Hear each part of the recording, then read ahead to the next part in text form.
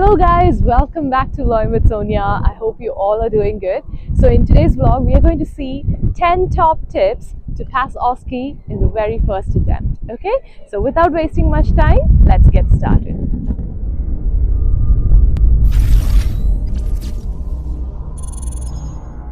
The very first tip, okay, OSCE is all about practice. So I would recommend whenever you're practicing your skill stations, adhere to the marking criteria which is issued by the NMC OSCE, because it is very important that on the very day of your exam, you will be assessed with the marking criteria. So you're not supposed to omit a single point from the marking criteria when you take up your practice.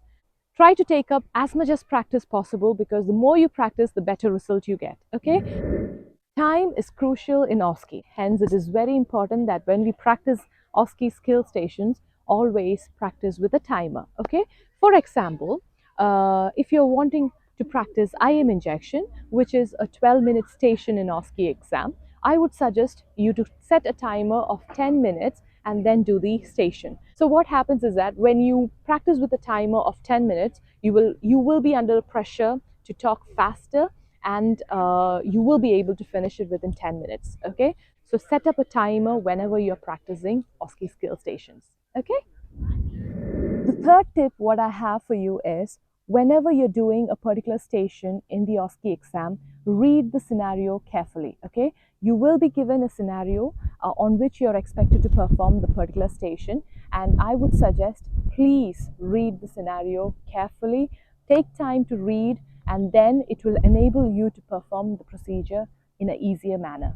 Okay, so we've already seen the 10 stations in the OSCE exam, isn't it? So in case if you haven't watched that video, the link is here. You can just go have a look and you will know what are the 10 stations. In 10 stations, the last two stations are the silent written stations, which is the evidence-based practice and professional values. Okay, and the NMC OSCE has issued around 15 scenarios to practice in both evidence-based practice and professional value. So I would suggest from the very first day, you should make sure you start practicing EBP and professional values, okay? Because you have so much to study, you take time to practice each of them.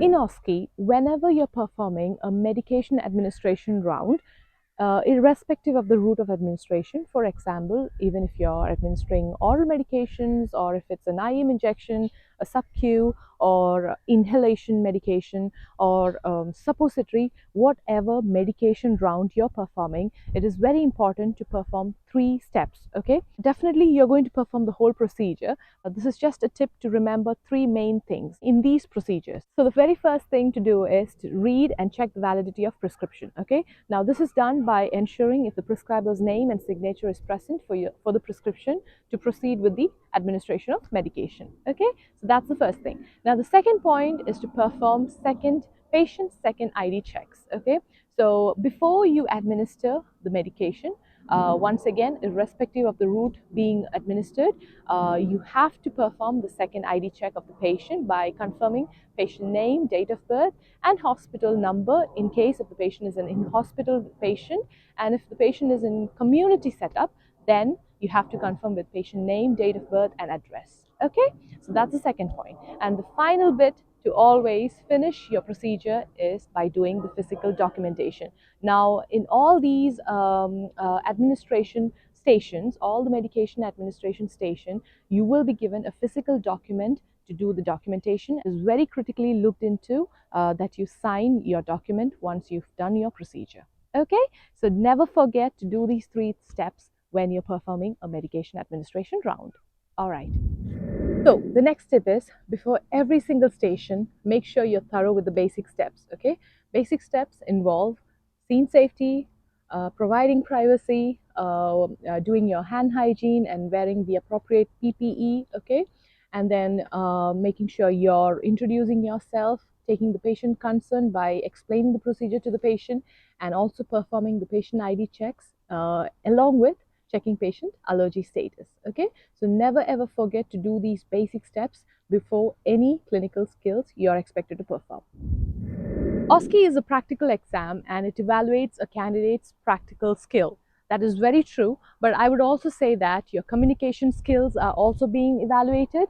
So it is very important that you be kind and compassionate when you're delivering dialogues to the patient, irrespective if it's a mannequin or if it's a real actor. Make sure you talk in a kind and compassionate manner. Establish a good rapport with the patient you're dealing with. Okay? In OSCE, you have several stations which involve writing. So I would recommend you all to have a very good writing. Make sure your written work is legible to read and it is clear. Okay? Now, if you think you've made a mistake in your station and your station, you still have time to complete your exam station, okay, that particular station, then do not panic. Make sure you verbalize your error, okay, your mistake, and tell what you would do instead in the real practice, okay. There would be situations where they will take that in account. However, verbalization will not overturn a critical fail, okay. Be confident, be focused, and believe in yourself, okay. You can definitely do this exam. Like I said earlier, if you do a lot of practice, you will be able to crack this exam in the very first go. So be confident. Do not let anxiety to take control over you. And in case if you feel that you're feeling anxious, take good deep breaths and I'm sure it will work. Okay? Okay guys, so we've come to the end of this video. I hope this video was really helpful for you all. I wish all the very best to all the candidates who are planning to take their OSCE exam in the recent future. And do like, share and subscribe to our channel. If you think this video is going to help somebody else who's planning to take up their exam, please share this video to them. And yes, I will be back with yet another informative video very soon. Until then, take care. God bless you. Bye.